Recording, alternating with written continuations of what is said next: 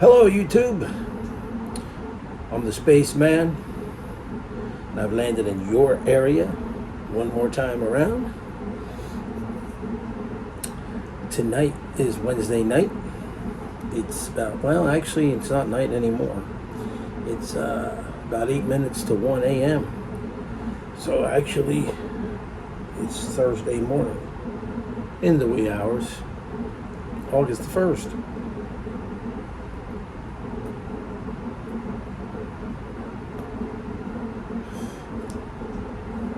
So, tonight I'm enjoying a Perdomo. This is a 20th anniversary.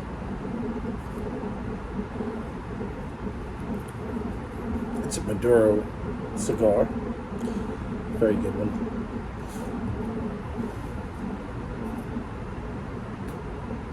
And an adult beverage. This is Guinness Draught Stout. It's kind of like a pouch. Almost broke that bloody glass there. This beer is kind of, it's got some chocolate and coffee notes to it, and dark. It's a dark beer. Good stuff.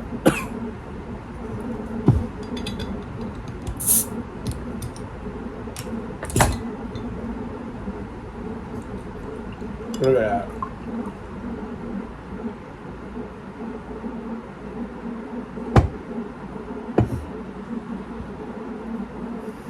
Get a nice sip of this. Very good.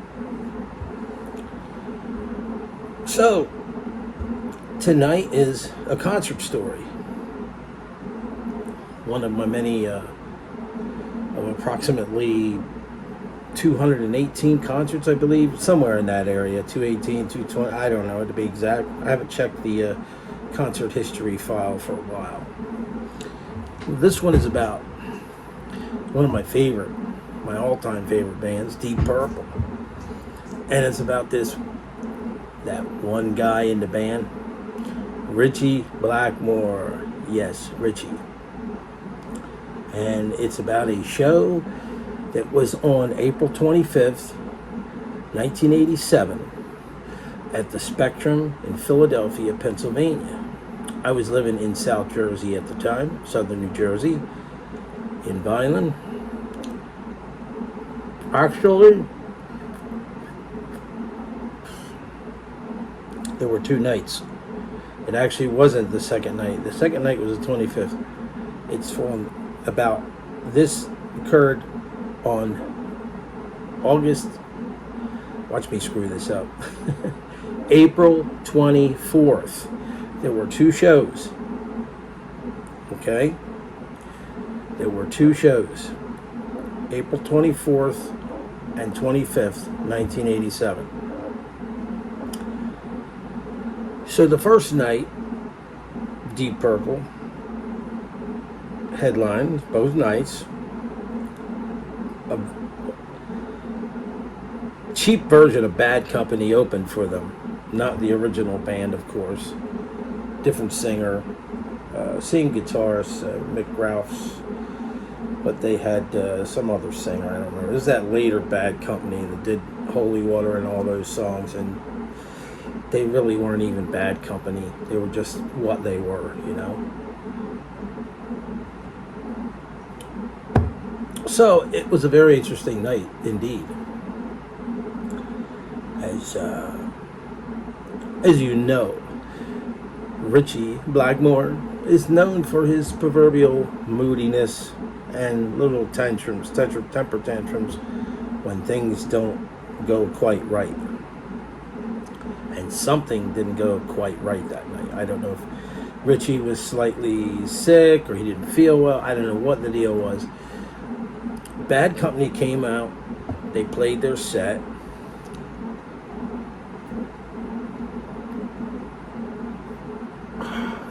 They went off. So we're waiting, we're hanging out, the house lights are up. All of a sudden, the house lights start going down. Well, everybody starts screaming, This is when Deep Purple had out the House of Blue Light. This was the House of Blue Light tour. I don't know if you remember any of the songs, Bad Attitude, Call the Wild, Unwritten Law,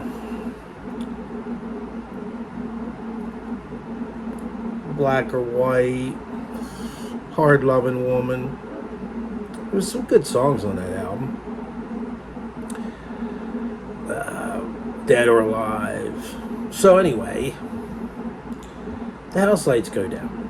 Everybody starts cheering, like going crazy. Lighters start torching up. You see lighters all over the place. Waiting, everybody's patiently waiting, anticipating Deep Purple to enter the stage. So we're waiting. And we're waiting. And we're waiting. And we're waiting. And I'm like, 5 minutes goes by, no Deep Purple. 10 minutes goes by, no Deep Purple. I will bet you that at least 20 minutes went by. People started to get a little bit upset, antsy with, hey, what's going on? Screaming louder and louder and louder, pounding their feet. So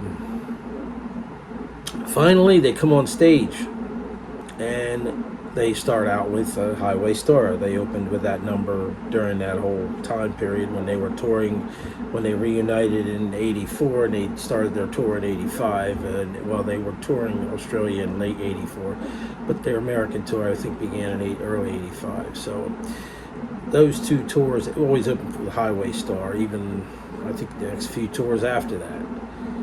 So they go into Highway Star. The drum starts, everything, the bass. They go into the song. Ian Gillan's saying, "No Ritchie. Where's Ritchie? Where's the guitar?" There's no Ritchie on stage. Uh-oh. I don't know what's going on. So they go through the song. They actually play the song, and John Lord does the solo that Blackmore would usually do, I guess, or something like that. He does the solo in the song, and so then they go into Strange Kind of Woman. Still no Ritchie. Somewhere in that beginning of that song, the first couple of minutes, they go into a jam, and Ian Gillan he signals the band to go into a jam. And Ian Gillan runs off the stage, going back there to see what's up with Ritchie and where he's at. So back there for a little bit there, good few minutes, maybe 5-10 minutes. I guess he was trying to get Ritchie didn't want to come on stage, didn't want to play. He was trying to talk him into it, I imagine. I've never actually read any stories about that show. They've never actually written about that show, but I'd like to. I'd like to know what it was that really happened that night. So eventually there comes Ian Gillan coming out of the stage, stage left for them, stage right for us, right? Ian comes out with Ritchie in tow. Ritchie goes into the solo.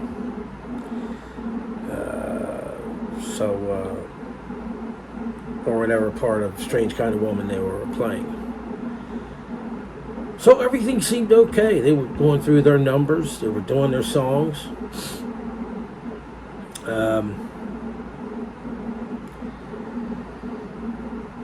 Hard Loving Woman, whatever, Strange Kind of Woman, Lazy, all the classics, right? So near the end of the show, somewhere near the end, I think it was before the encore, They go into space trucking. And they go into that jam in the middle of space trucking. Well, Ritchie takes the Fender Stratocaster and he's just takes it off, and he's climbing the sound system. He's virtually climbing, literally climbing the amps and the sound, the speakers, the whole system. He's climbing all the way up to the top. And he stands on the top and he goes over to the front, grabs a guitar, and begins whamming it against the front speakers. Just smashing it. Smashing it. Turns around, breaks the neck, smashes it, throws it off, drops, I guess, I don't think it went in the crowd, it dropped down somewhere into the lower parts of the stage. So he comes back down off the sound system, grabs another guitar. They hand him off another guitar. He takes that guitar and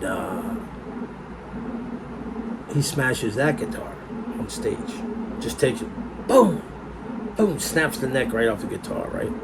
He's doing the whole thing with his feet on the, lays the guitar on the stage first, I think, doing the whole foot thing on the guitar. He smashes it, neck's broken off. He takes this guitar, it's on a strap, puts it around his neck, swings it around, puts it on his back, grabs another strap, and he starts messing with that strap. He actually takes this strap, takes it off, lays it on Ian Pace's drum platform,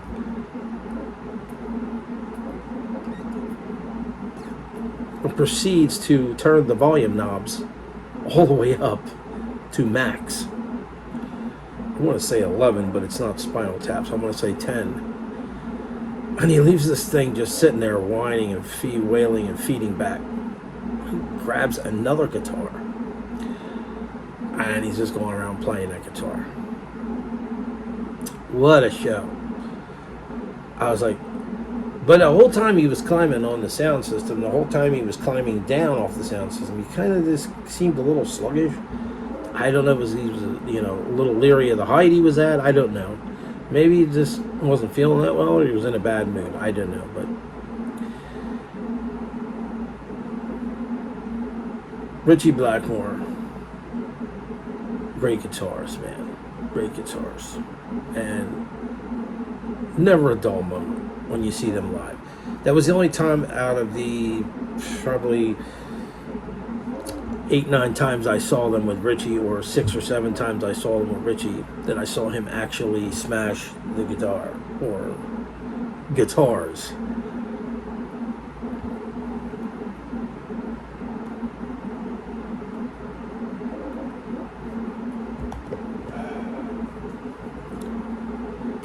So they finished off the set, and they come back on for the encore. Of course, they don't smoke on the water.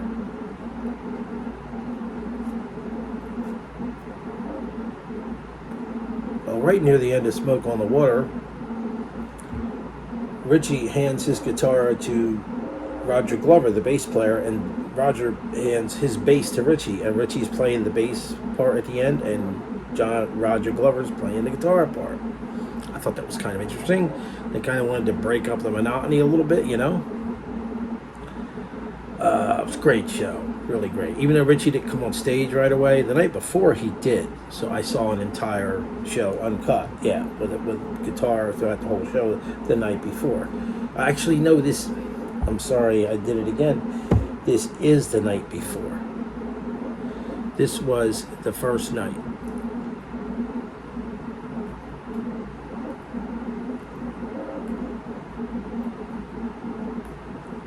The second night, they did a whole show with, he didn't smash his guitar that night. But it was a very good concert. Very good. I those two albums, Perfect Strangers and House of the Blue Light, were really good albums.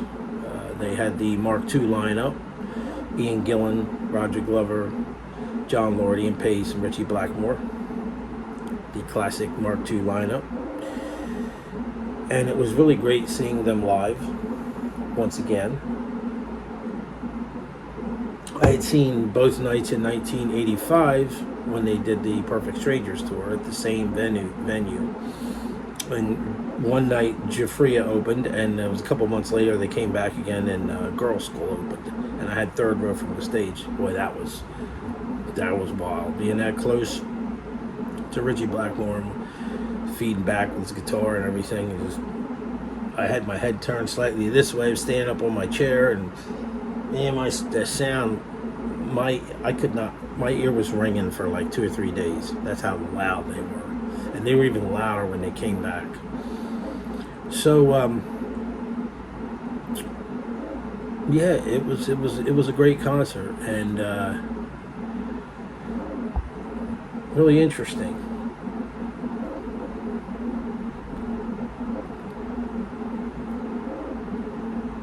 So Ritchie's been known to pull his stunts at these shows, and well, he leaves no stone unturned when he does that. He gets mad about something, you cross him the wrong way, he's going to take it out on one of those guitars.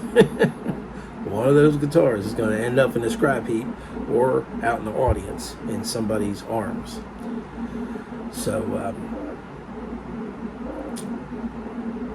what else can I say? I mean, they're coming out. They've already come out with the 50th anniversary of Machine Head, which I'm getting ready to order. So I will show that on here when I order it. It's got a vinyl copy with purple colored vinyl, swirled purple colored vinyl, something like that. Smoky. Purple colored vinyl.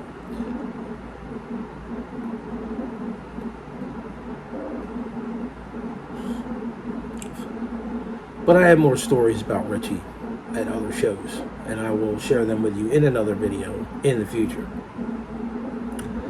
So I've been to a lot of concerts throughout my life, and I would like to share some of those stories here. But yes, that was a great 2 nights watching just an awesome hard rock band. To me, the best in the world. To me, they were better than Led Zeppelin, any of those bands. They were just molten lava at its best. Progressive hard rock, heavy metal, everything, all just combined. And as we know, Sabbath did it too. They were classic. And Led Zeppelin, but I'm more of a Purple fan, and then I go for some Sabbath, and Led Zeppelin's kind of, sorry folks, but they're not very, to me, they're not the best around. So I'm more of a Purple fan. So, yeah, Ritchie always promised a good show, and I quite miss him with those bands. And later on, he formed the band with his wife, with the Renaissance style music, Blackmore's Night, with his wife Candace Knight. Very interesting indeed.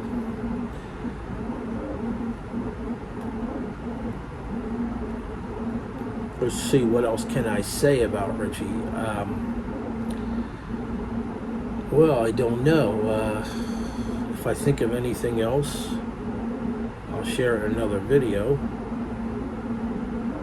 But that's just about everything I can think about that night's show. I know Ian Gillan gave out his loud screams and his banshee screaming and whatever it was he was doing, his powerful voice he had. And their long extended jams, which bother some people, but they don't bother me. I enjoyed it. It was a great show. So if any of you were there, if you were at that show, feel free to let me know. Comment. Leave a comment down here in the ditch. And I will talk to you in the next video around the next corner. So keep looking up to the stars. I'm the Spaceman. And I will check you out in the next video. Rock on.